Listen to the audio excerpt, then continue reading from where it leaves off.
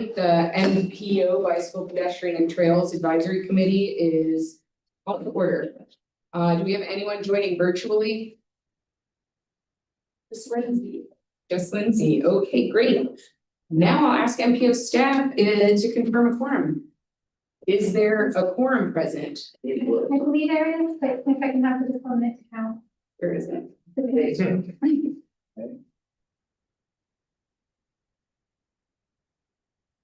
It does, yes. Okay. Confirmed?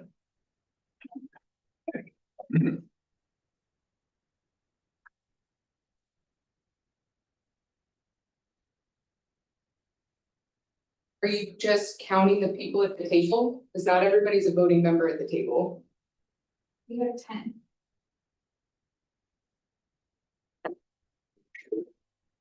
Yeah.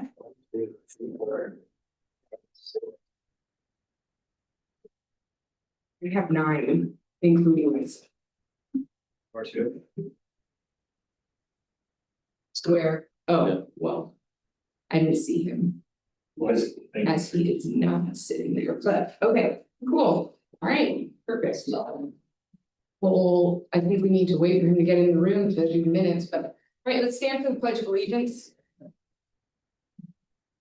Pledge allegiance to the flag of the United States of America and to the republic for which it stands, one nation, under God, indivisible, liberty and justice for all.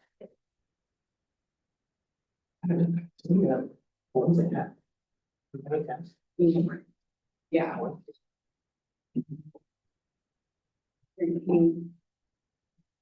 A little, sorry, people. Well, you know, if they we gotta do it. I'm gonna have to agree with them. Okay, so before we lose a form, okay, we'll now open the meeting for public comment, including comments on any agenda item. On the screen, you can see 3 ways for the public to provide input to the BPTAC. All comments received will be shared with the committee members and made part of the public record. So do we have any public comment cards for today's meeting? All right. Moving on. Okay, so approval of the minutes. We are going to move to agenda 4. Approval of the minutes for February 18th, 2025, April 15th, 2025, and August 19th, 2025. Do I have a motion to approve the minutes? Okay, motion by Rich. Do I have a second? Second. John is a second. Okay, is there any discussion? All right, so no discussion. All in favor, please indicate by saying aye. Aye. All opposed indicate by saying nay. Chair votes aye. All right, the minutes are approved. All right. Okay, then we'll move to the presentations. We'll start with the FDOT report, agenda 5A. We have project updates and we have Vitor here. Yes. Was here. I was like, he was here. You're here, I assume, to provide FDOT updates. So we have a few. Can you come to the table? Thank you. So we have a few updates. The first one is Sun Trail. So we're not gonna have an open cycle for applications this year. We are trying to just make the existing projects whole and move them to construction. It doesn't mean that previous projects are just gonna be on hold or anything like that. If you have a project that's already been through the application process, they're still being considered for funding for the next year, the next 5 years. So it's just we're not entertaining new applications this year. So if you have updates to current projects that you're waiting to hear for funding or that you applied before, just provide us updated information or any new information that will help justify central office giving you the grant. That would help. So any updates that you have would be helpful. You can do that via Tanya or through the GAP application or portal. That's the best way, through the GAP portal, but also send us an email saying we're updating some documents so we can coordinate. On the Sun Trail, there are fundings on the tentative work program for FPID 457696-1, which is the Florida Gulf Coast Trail segment, 3.4 miles, for non-FDOT and public right of way. On Burnside and State Road 64. And some of the funding that is allocated for construction, about 3.3 million in fiscal year 2030. And there are two projects in lab. One is the Nemo Road to Bobby Jones Golf Course, Circus Trail. FJD 455928-1.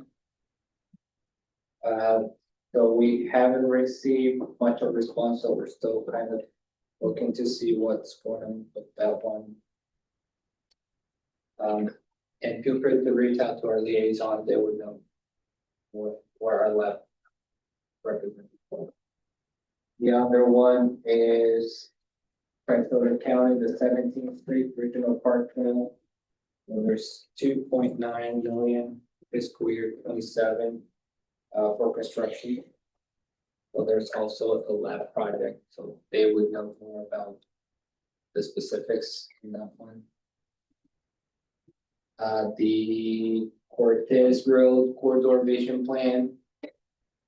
It's taking us a little bit more time vetting our recommendations internally than we anticipated.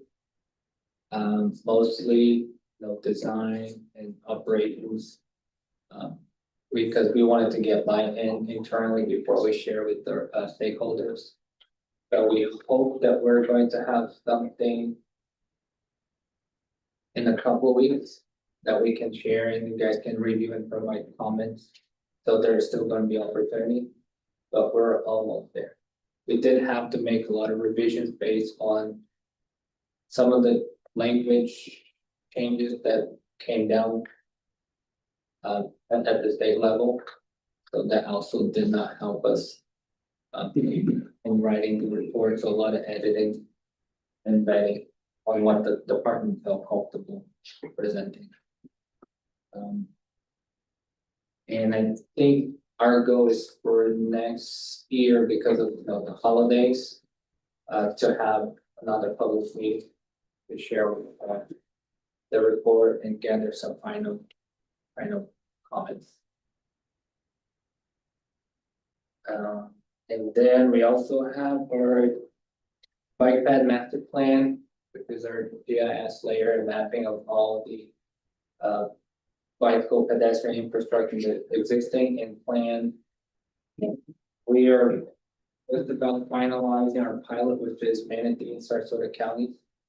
The consultant has taken extra time than we did foresee in converting the data from the county into a layer that's simplified and it's not complicated to look at it. The way we received, there were multiple lines on the map and multiple languages and how the data translated to our environment. And we're making this a one shape file line that if you click on any link, you would know all the information you need to know as far as existing and planned.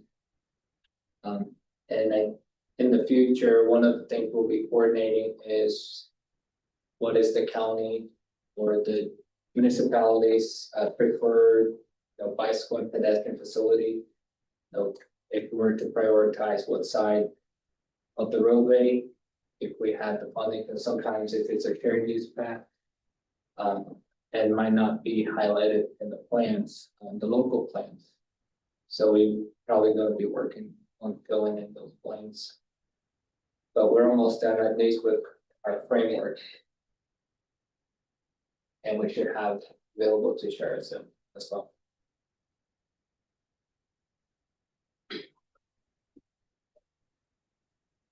Is that your update? That's it. Great. Does anyone have any questions for VTOR?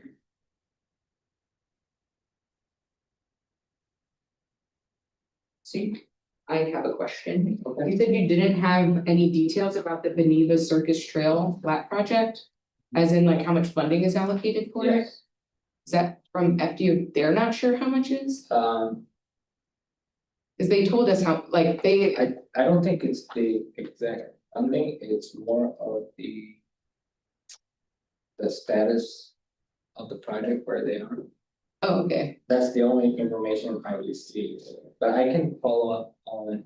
okay. Funding established. Okay, yeah, I was just, and we're working with Robin and getting the design variation memo approved. So that's why I was confused, I just didn't know what was, I'll follow up on, because that's what I have on my. yeah, gotcha. Is there any other questions for Vitor? All right, thank you. Next is 5B, the MPO report, and we're gonna start with the BPTAC policy quorum discussion. Ryan Brown here to present this item. And this is more of an open discussion for you all. Well, I know this was brought up at the last meeting in August, determining the best way for this group to proceed. Today is a good example. We have a paid full quorum. So that's a great start. Part of the conversation was, question was, how many members had not attended the last 3 meetings? We determined that to be 6. We've heard from 4 of the 6, the only 2 we have not heard from were the school boards. We did look back and see that out of the last 9 meetings, 5 did have quorums, 4 did not, so we're at about a 50% success rate. All that being said, we did look into the legality of some of these things to make sure we have a committee versus an advisory group. To be a committee, to have voting, you have to have an in-person forum for state policy, state statute, except for an emergency situation, so COVID, natural disaster, et cetera. We're allowed to have virtual forums in those instances. So really, this is an open discussion for you all. As you noted, today we do have 19 members with potential of adding more or less. These were people that volunteered their time and agreed to be part of the committee. We'd like to reduce that number. That can potentially change the quorum, or in some other circumstances in the past, we have just reduced the quorum in general to meet a more consistent number of people that typically attend. Not to say that's an ideal solution. Robert's rule is 50% plus 1. We could always take a different route, but I would suggest we continue to try to maneuver through this at this rate. We will continue to do our due diligence and reach out, make sure you all notify alternates that can attend if you can't attend. That would be very helpful. I know that's helped in the past, but really this is an opportunity for you all to discuss what you'd like the committee and the group to look like, and what you'd like the APO to do to either maintain or shift our current course with regard to the committee and its policy. That's all I've got in terms of details of the questions you all asked at the last meeting. Open it to questions or comments or thoughts. Do they have large positions? There are large positions, right? Yeah, there are some, yes. Citizen members. Yeah. Right. So what's the makeup of split? How many are large positions? Like compared to municipal? There's 5 citizen members 5, yeah. compared to 14. Okay. We just have this thing, I think I have. Yeah, right, yeah, okay. Yeah, there's 5, Policy. yeah, in comparison to the 14. Okay. And like I said, we've got, the representation has been established for last 15 years. We've also added a few as well. I know we added bicycle pedestrian bike ped association, and we added Friends of the Legacy Trail. You guys are both here today. I think you've been pretty solid participants over the years. So the rest, unfortunately, are I would say they're representative of jurisdictions. Right, it's leading jurisdictional staff to it. Okay, so does your data, do we have trends about who's not showing up? Historically, this is school boards historically have Right, but they're only one position, right? 2. You've got 1 from each county. Have you reached out to see who the best contact was? Yeah, and Lindsay, are you on? If you want to add anything on who we reached out to? Yeah, so I have not heard back from any of the school board people. I honestly think it's just their schedules. They're not able to attend, but of course I haven't heard back from them, so I can't speak for them. But if anyone, wants to reach out to them, it's Amy Anderson is the one who usually would come, and then it's Jamie Warrington with Manatee. schools. And in the past, we've asked if they have alternates, and I don't believe that there's anyone else who can attend these meetings, like who would be associated with, say, bike ped related items. So if anyone has any suggestions of who I might contact, if you think I have the wrong contacts, please let me know. Yeah. Do you think it's a timing issue? Could be, we've tried to, this has been maintained once again for quite some time. If there is a appeal from the group here that we might want to look at a different time of day, we're all ears, want to make it as convenient as possible. But when we get in that situation, we notice when we try to change days and times that it almost always conflicts with something else that's currently existing.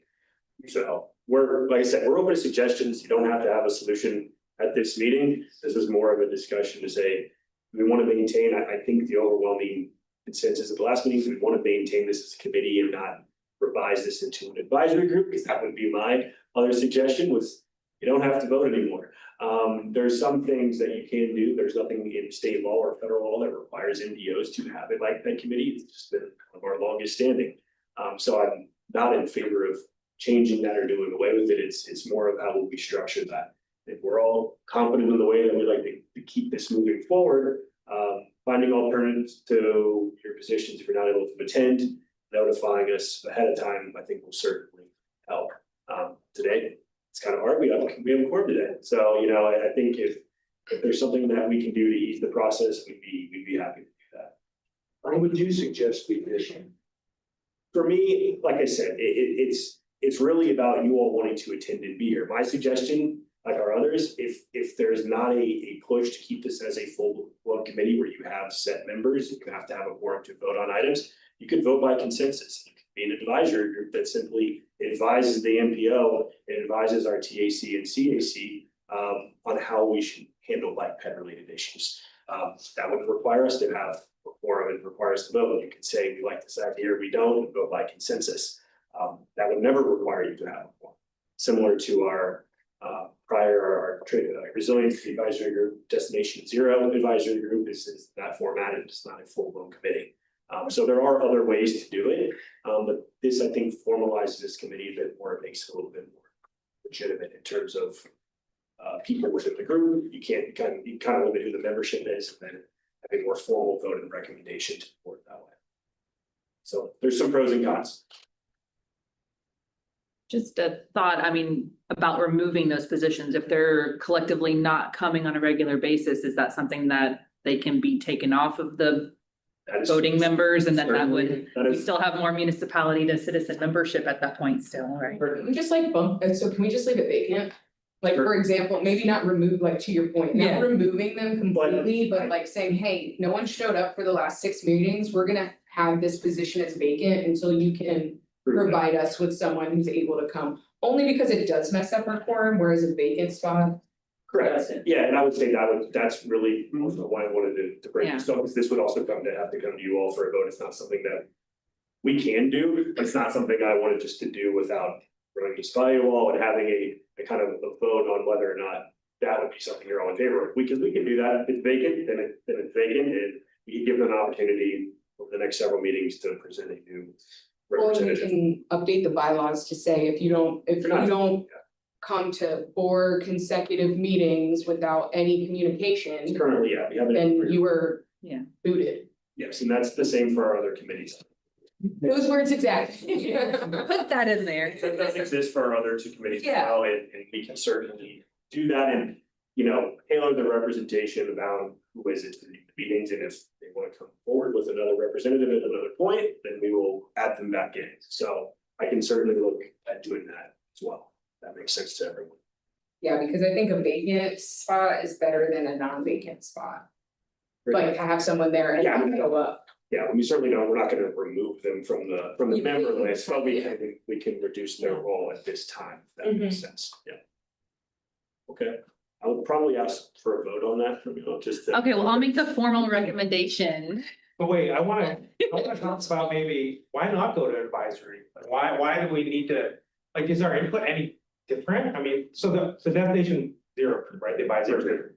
Are you finding any difference in the input you're getting from that committee being advisory group rather than a formal committee? Not necessarily, it's just, it it's naturally more formalized in this process. Committee versus advisory group, you do have set membership. Advisory groups, it can kind of ebb and flow, right? And you can kind of add and delete people at will. An advisory group, same thing. You'd have to go further into to vote by consensus means that we typically agree on what we talked about. Doesn't mean that there was a solid vote in saying this is what the committee voted to do.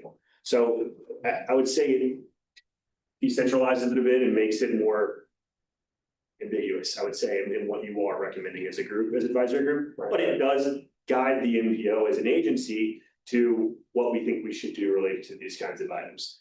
Versus right now, you're gonna vote to make these two people vacant. Right. That's a very specific Yeah. vote, where advisory is a little bit of that. I also think a committee holds a little bit more weight if and when this committee ever does decide to have like a position recommendation. I don't think it's ever happened in the past, but who knows in the future?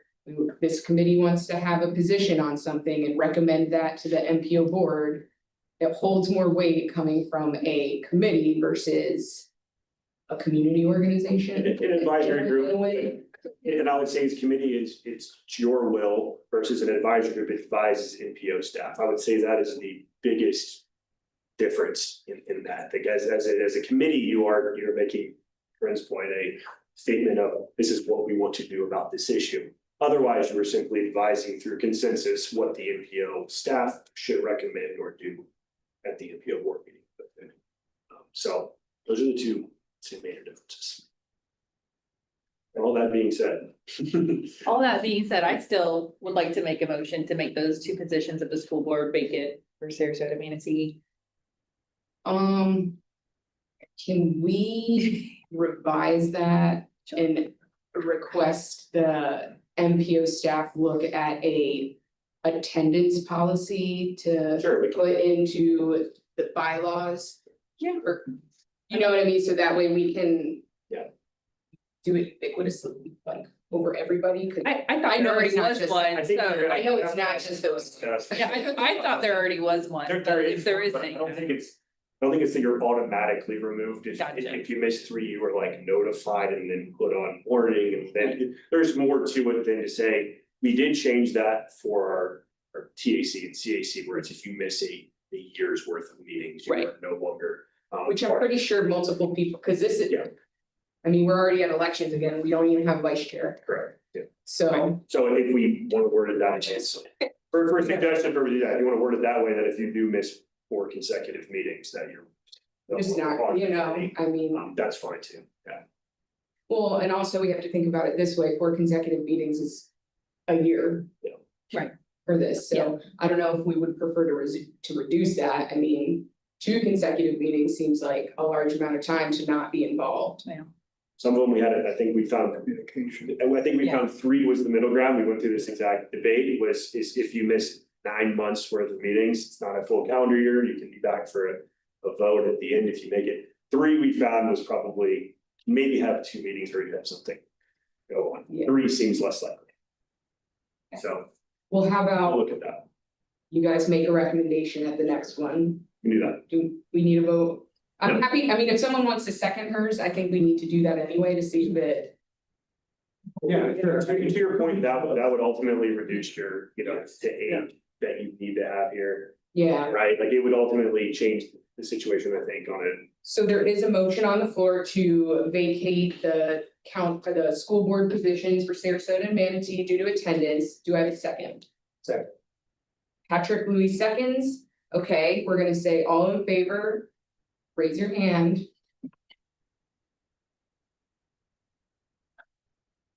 All right, all opposed, raise your hand. Okay, chair votes aye. We're gonna vacate the positions. Is there another motion on the table? So I'll make another motion to write up a formal policy that if they have no communication and or no visits or no actual attendance for 2 meetings. 2 meetings. Okay. What is it right now? We don't know what it's out. You said three Yeah, at one point? Yeah. No, he's saying they looked at, We've looked at the balance and our others are at 3. Okay. So. Yeah, half a year, no communication, I think is. without any. Sure. Do those other meetings meet more than 4 times a year? The other 2 meet 5 times. Okay. All right. This is, sorry, can I jump in real quick? This is Lindsay online. I just wanted to add that in the policy, BPTAC policy specifically, everyone's membership is only approved for a year. So every January, we take current members and reappoint them, if you will, to the MPO board, like present them for reappointment.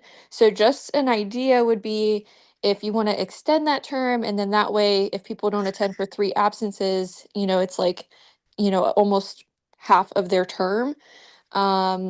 If we say 4, absences, then that's their whole annual membership. So like that seems like a lot, but I hope I'm making sense here. It's just come January, if half of the people or 5 people haven't attended all year, I would think that they shouldn't be reappointed.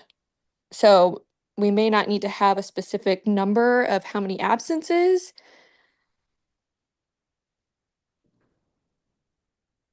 Any thoughts on that, or am I confusing anyone? No, I think we get what you're saying, but yeah, that's a whole other So extending the membership. county school boards reached out to you and said, hey, we want to be reappointed. I'm talking about last year. Oh, yeah. You had written communication that they wanted to be reappointed. Our board votes, those are their is their representation. Yeah. Right, so that's, in some cases, yes, sometimes they do, but others it is, Just float forward. that is who their representation is per their board leadership, so So every year, MPO staff reconfirms that. with agencies, they say, hey, you still want to do this, these are the correct people. Because I vaguely remember that, but Yes. I get a lot of different. Correct. So it's like, I don't know. That is the goal, yes, is that and that is the intent behind it, is that we reaffirm your willingness and ability to be at these meetings. That's the intent. Whether or not that's all that always works out, once again, the schools, I understand it's a little bit more difficult. They don't have set people to do like head projects, for example. They have representation that, they look at transportation to and from schools. That's quite different than maybe what we do. So if they're busy or doing something else, I agree. Well, this is why I want to make it an overarching policy, because I'm not really trying to target the schools. No. There are other people that don't come to. Sure. It's like, you know what I mean? So I get it. But I'm trying to make it work in such a way that it's like, if you don't get verbal or written communication, then leave it vacant for the. 4 meetings a year, if you make it 2, then you're missing half the meeting anyways. Right. So in my opinion. And that's- it's 2 consecutive. Correct. So it's like, if you can come every other and Or if you- still be. And even I would say non-communication does help with Yeah. that, like, I mean, if you call me in any circumstances, hey, this is a committee, right? Okay, it's perfectly fine. It's not the end of the world, but if it's 6 months go by, I haven't heard anything, different story. I agree, that probably would work too. Well, I was in that circumstance, my wife Sure. had cancer. Yeah, no, Right. and you've reached out and And I was that's no big deal. I said, you wanted me to, you want to reappoint me? Communicate it. Yeah. Yeah, the point is communication. Far different. Communicate, let people know that it's not a big deal. At least we know there's a situation that's happening and that's No big deal. fine, you know? It's committee, not a nowhere. Yeah. But, I think that does help, get that point across, and I would say for this, before maybe 2 does make sense. So I think 2 I'll put it up there. Yeah, so Motion. there, Change your motion. so maybe someone wants to make a motion for MPO staff to bring revisions to the policy. To read for attendance policy, if you miss 2 consecutive meetings without communication, you'll be vacated from that position. I'll honor that motion. Yeah, exactly. Is that your motion? That's the motion. That's That's the Darlene. motion I'm saying. Darlene motioned it. Okay, I'll motion, Darlene seconded. I have a comment on. Okay, discussion. Do you think it should be at least worded that like the NPO has discretion to remove you, like or you just make it automatic, right? It's like. I think it should just be automatic. That's what we. Just, I think it's automatic just because it's also no communication. Yeah.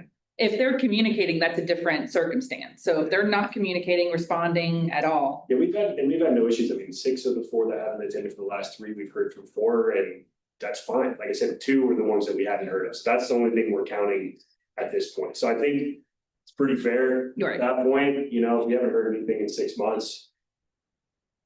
But if you're gonna do it automatic anyway, why not have yourself the leeway to be like, to have some grace there, right? What else, someone misses the second one, in between the second and third, they reach out to you and be like, hey, you know, I'm sorry. I mean, at that point, you're like, sorry, you're done, right? Right, and then you're looking for somebody else already, but it's fine. I mean, I'm just saying, you can put some leeway in there. Put that communication in there, like, okay, missed you, reach out to you, hey, you still wanna be in this, we haven't heard from you, this is. I would say, I won't make Lindsay out, that's pretty much what we do now, right? Yeah. It's like, it's pretty. Or, you know, if you respect the organization, you let folks know. And I mean, really, that's what we do. I mean, what Lindsay did with this round, right? You go and say you missed X amount of meetings in a row, but do you still even want to be a part? Right. You know, Yeah. and that way it's pretty, yeah. At least their quorum will be lower. Yeah, that's right. Is there any other discussions on the motion that's on the floor?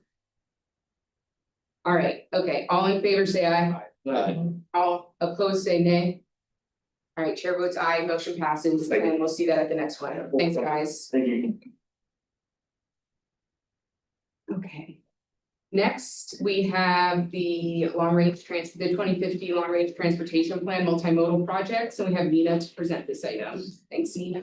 So this will be a fairly quick update. Just wanted to announce that the FPO board officially adopted its 2050 long range plan on October 20th. So this will be our guiding document over the next 5 years. Included in your agenda packets was the pipeline projects. These are projects that have been funded through construction over the next 25 years. And then also included the multimodal funding projects, and this is where those bicycle, pedestrian, trail projects are, and then the context sensitive solutions projects, formerly known as complete streets. So we included them in the packet just for good measure, so you can see what those projects are. With the call for projects now live, and I'll talk about that in the next item. These projects are eligible for funding consideration through the MPO. So just a quick snapshot here, we won't go into detail. The pipeline, including the first 5 years, has a total of 48 projects. Most of those are on the state highway system, 34 total, and then 14 on local roadways. Some of those projects are in the first 5 years, and that's what you heard Vitor give an update about. We were able to find the 17th Street connection to Nathan Benderson and the Circus Trail connection from Beneva Road. This is a continuation of the MPO's Sun Trail alignment study that we completed in 2023, and that this committee was actively involved in. And then we also have funding lined up for the PD&E on the Manatee Ave realignment of the Sun Trail, also an outcome of the MPO's alignment study that you all were involved in. So we'll see continuing efforts on the 10th Ave complete streets project, and then moving some sidewalk projects forward. We also were able to get some projects from the LECOM mobility study into the pipeline, as well as the Ed Smith project. So take a look at that and let us know if you have any questions. And then out of the multimodal funding program, these are projects for which some funding has been identified. 20 total projects in the multimodal program. Most of those are on local roadways. The majority of these projects came out of the active transportation plan update, again, that this committee was actively involved in. Some carryover projects from the previous long range transportation plan, and then also the Ed Smith mobility study as well. So project highlights, we're hoping to keep the Palmetto Trails projects moving forward. This is a key connection from the Green Bridge over to the Central connection heading east through Parish. Project down in Venice, and then also Walkwood Ridge, which is out of the Ed Smith mobility study. But then many other projects as well. So I encourage you to take a look at those. These are our key projects over the next 5 years. Projects will be updated again with the next long range update. And I'll take any questions on this before we move on. Thanks, Nina. Does anyone have any questions? Right. So you nailed it. All All right, next we have the call for projects. Nina? I believe this came through as an email to you all. End of October, we opened a call for projects. So I just wanted to put this in front of you one more time. Key dates, December 15th, this is when we are hoping to get full application packets from the jurisdictions. This will give us about a week or two to go over the project applications before the holiday season hits. And so that we have enough time that in January at the TACCC meetings and the MPO board, we'll be able to present a draft list of the 2026 list of project priorities. We'll take the rest of January, February, and into March to work with you all to make sure that that list is accurate. And then in March, it'll come back and we'll adopt that list and send it off to FDOT. The second key date here is February 20th, 2026.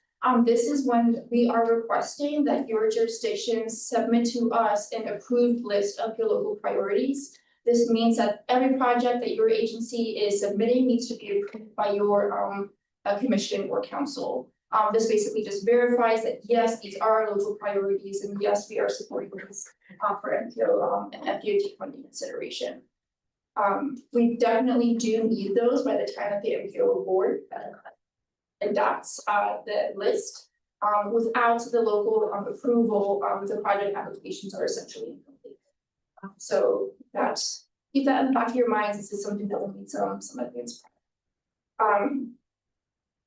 Instructions were in your packet. We emailed them out. They're also available to you on the MPO website. So just go to the website, go to artwork, and they are linked there. You'll see this page. You can download the instructions here as well, and they are typed out in these drop downs. All of the forms and documentations that you will need are hyperlinked for you to download. If you have any trouble, just definitely let us know. We try and break it down into 4 easy steps: verify project eligibility, make sure that they're in the long range plan. If it's not in the current plan, but it was in the 2485 and it is in the 5-year work program, go ahead and resubmit those so that we can keep those projects moving forward in the work program, and we make sure that FDOT has the most up-to-date information on those projects. If you have any questions, you can definitely let us know. One note on the funding programs, and you'll see that in the multimodal programs as well. There are 2 tables associated to each of the funding programs. The first table is projects where some funding have been identified, but then the second table are what we're considering tier 2 projects. These are basically the unfunded needs.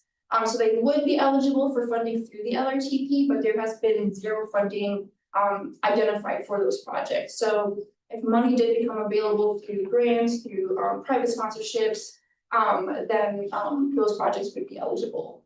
So just keep that in mind as well. We'll go ahead and score your project, complete all the required forms. We cannot stress enough how important it is to make sure that at the very least your project limits and cost estimates are as up to date as possible, and that you are addressing these detachments. And these are requested by FDOT directly as part of their application. And this is the information that they are considering as they're looking at lining projects up for funding. We have seen, we'll give you an update on the investment analysis next year, but when FDOT is reviewing outdated information, it does very quickly lead to project delays. And this is a very important step in making sure that the most up-to-date information is being fed. So just wanted to put that out for you as well. Additional forms, the TA set-aside program, which is the most relevant for this committee. The solicitation cycle is January 5th to March 31st, and those applications will go straight into the GAP system. Submitted to the MPO, these are your local priorities, again, those key dates. So by February, we'll have a draft list ready for you all to review. And that's all I have for you. Thanks, Nina. Does anyone have any questions? Hey, thank you. All right, the next item on the agenda is the election of the 2026 chair and vice chair. The positions of chair and vice chair alternate between Manatee and Sarasota representatives. We'll start with the chair. Because the outgoing chair is from Sarasota, the incoming chair must be from Manatee. Because the town of Longboat Key falls in both counties, it is eligible for either. Do we have any nominations for chair for Manatee County? and its jurisdictions and town of Monmouth.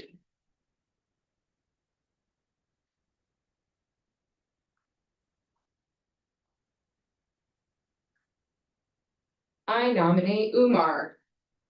You accept the nomination? I'm sorry, I'm declining. Can we nominate a citizen representative? Okay.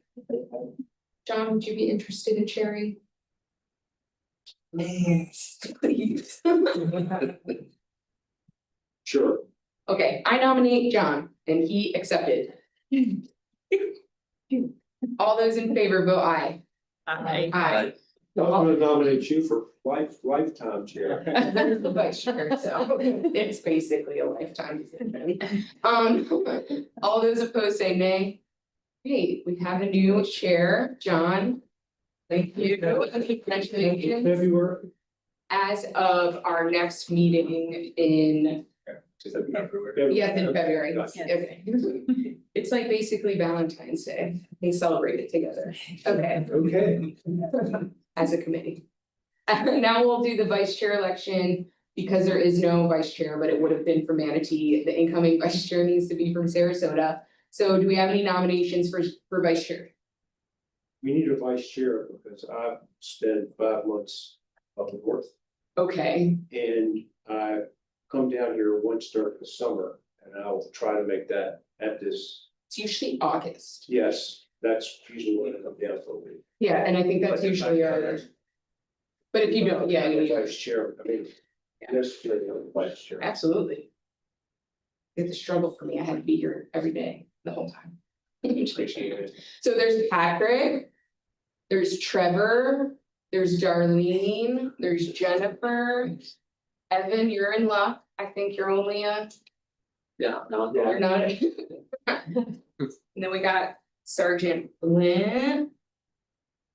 I can go for vice chair. You, okay, self-nomination. All right. Moving And along. accepted. Okay, all those in I'll see favor, that you get a bonus, yeah. Oh, thanks. All those in favor say aye. Aye. All those opposed say nay. All right, congratulations, darling. Thank you very much. Hooray. Thank you. All right, and now we'll go once around the table. If anyone wants to share anything that they have going on or upcoming, this is now the time to do it. And so I'll go this way. As far as the FPO, if you look at the upcoming meetings, that's not our current address. We'll be moving offices next year. Make sure to probably send out plenty of reminders. You know where you're going yet? Yeah, it's the address. Oh, right at the bottom. It's like near Manatee Technical College. And yeah, that's it for the FPO. Yeah, my primary role is I'm a bicyclist and I just want to say the new bridges are really nice. They were done right and the whole Legacy Trail is really a tremendous asset to this city. I had the honor of going to Florida Bike Association annual summit up in Winter Haven, and they had a wonderful panel on e-bikes and e-mopeds and those types of things, which I couldn't make available if anybody wants to see it. We had a state representative there who's going to try to create some legislation, clarify the issue. Additionally, we had a bike rodeo, and I'd like to again thank Sarasota Police Department for providing, I think, over 300-400 helmets for us over the course of the year. We're gonna have a couple Christmas parties in the inner city of Bradenton and Sarasota and give away probably another 150 bikes and helmets. So we're continuing to work, and if anything falls in the area for the Bike Association, you'd like me to carry something from this area up to our office, I'll be happy to do that. Strongly support Sarasota Manatee. Share your news. Share your news with everybody. Yeah. Share your Share news. your news. Can you excuse me? Okay, you were Your news. elected Oh, what I was elected? the president of the Florida. Yeah, I was, because of the education I received, and I've been here for the last 7 years, I was elected president of the Florida Bike Association, which means I will be going to Tallahassee on our behalf and Washington. Awesome. kind of modest, but I would like to thank certainly the MPO, BPTAC, and also Destination Zero for the education that I've received and the knowledge of attending these meetings. Sorry. Thank you. Now it's public record. You're right. Congratulations. Darlene, So nothing changes as far as my bike ped title, but I am now over special events for the city of Venice. So I'll hopefully be able to coordinate some more bike ped friendly things into all of the events that we take on in the city. So that's something new as of last month. And then just coming up on our calendar, we have our holiday parade, 49th annual, City of Venice on the 29th of November, kicking off our 18-month centennial celebration. So Venice is turning 100 years. So we have a long year and a half number of celebrations. But anyway, so we're kicking that off. And then I'll be holding a historic bike ride in February on the 17th at 10 a.m. With a local historic tour company. So that'll be part of our centennial celebration. And then on March 25th, I'm working with a couple of the league certified trainers to host an e-bike safety class at the Venice Community Center. And that's usually like a morning classroom and then on bike skills and drills. So we'll be hoping to get a lot of people signed up for that. And I think that's all I have. congratulations on your new Yes, thanks. responsibility. Yes. Jennifer? Nothing. Okay. Nothing for me, I I have a question, Nick. The address for the new location, I'm trying to plug it into maps and it's not popping up. Is that the correct address or is there a typo in there? Do you know? I could remember it. Don't do the dad day, just do 51, 60, 60. Not there. Okay. Sure, it's not popping. It's on phone, right? Okay, everybody gets on. Not to put you on. Let me see. Do you use Google Maps or iMaps? Yeah, pops up for Google Maps at least. You use iMaps? Anything like that? Take you in the middle of nowhere. I'm married with 4 kids. I'll be the one walking out. There you go. That's good to know, and we'll maybe make a note that that user is sometimes in trouble.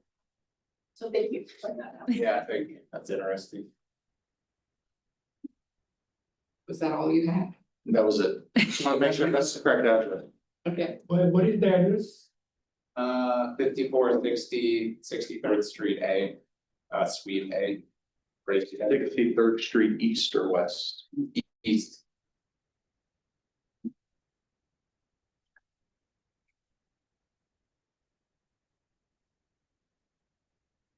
It does look like it's across from MTI if you zoom in.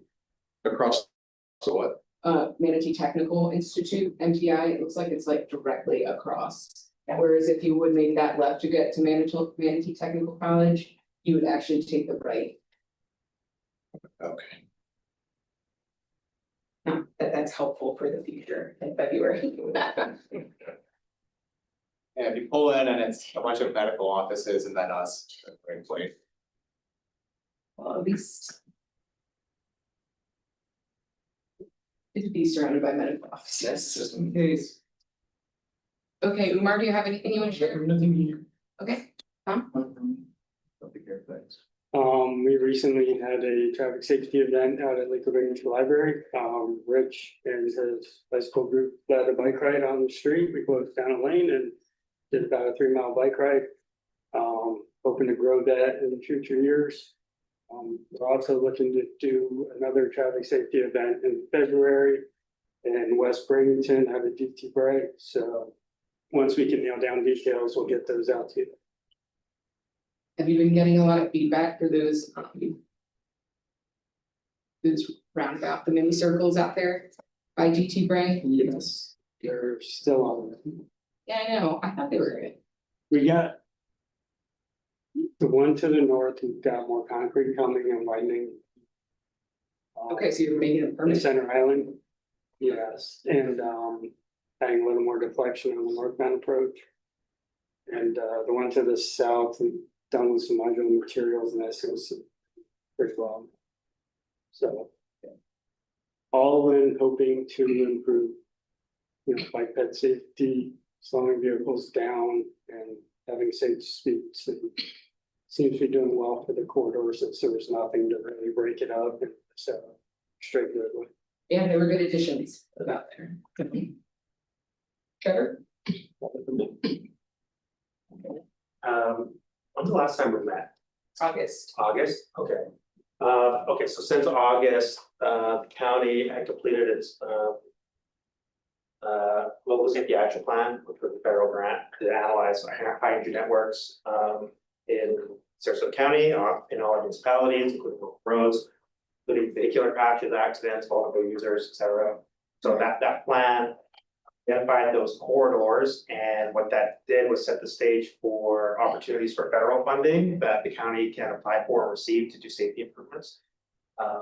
So a lot of things we'll look here in terms of like maybe lane repurposing or backlighting for the traffic lights and signage and striping and crosswalks. So that was one of the big projects we did last year.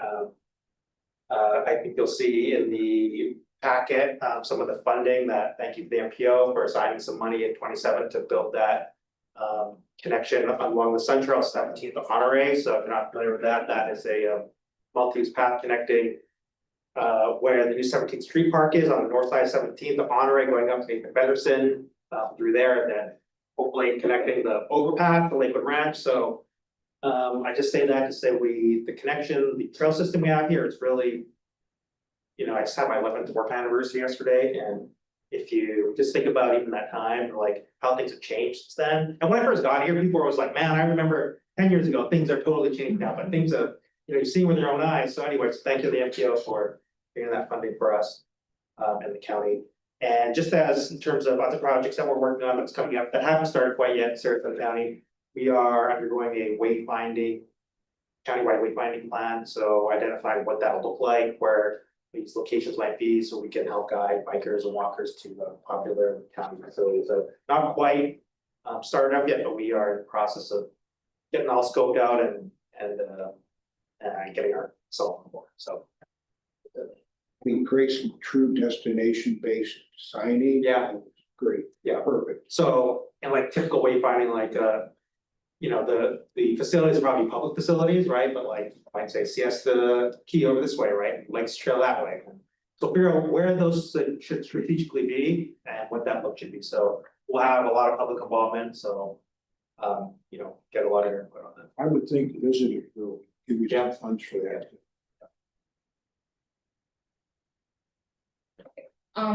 Lindsay, 2 meetings ago, you requested members provide you with locations that FDOT could pilot some of the green paint on bike lanes. Where are we with that? Were those locations sent to FDOT? Did we hear anything back? I sent those to Tanya and she said, we're just keeping them for consideration. Okay, to be considered, okay. Yeah. All right. Over again. No, yeah, just wondering where that died.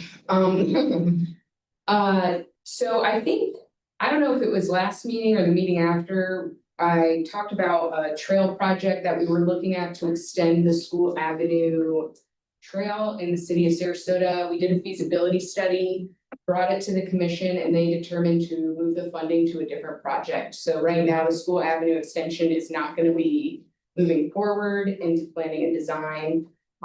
Other than that, we do have really great projects that we're happy to partner with the county, with the MPO, and with FDOT to see move forward. Circus Trail is one of them. Always so thankful for the MPO for the money to fund these great projects that are gonna really make a huge impact on the region and the community. Being able to get from Venice to Nathan Benderson Park in one stretch is gonna be, transformative for the area. So we're really looking forward to that. It's been a pleasure being the chair. Thank you all for allowing me this honor, and I'm looking forward to working with you all in the future as a member. That concludes our meeting at 3:25 p.m. And just remember, the next meeting is February 17th at the new office. I'm sure there'll be many reminders, but there's a paper one. If you can find it. If you can find it. Well, I will say the address on IMAP says 5460 Braden River Road. It Yes, pulls up the that's same what I saw building, too, yeah. but it does get you there, it's I just. wonder if they changed the name recently, Trying to add Or- ourselves to. like either to Braden River